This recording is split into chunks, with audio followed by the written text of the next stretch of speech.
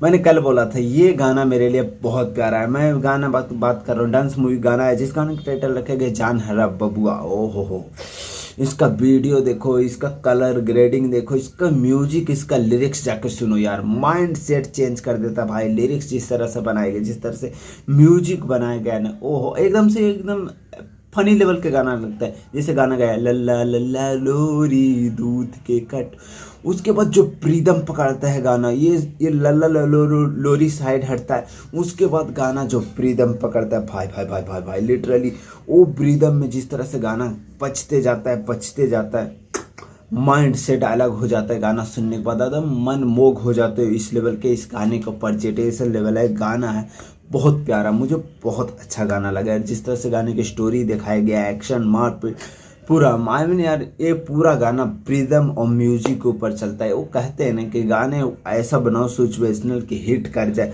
और जब मूवी देखा था तब भी ये गाना हिट किया था और अभी भी गाने उतने ही हिट करता है।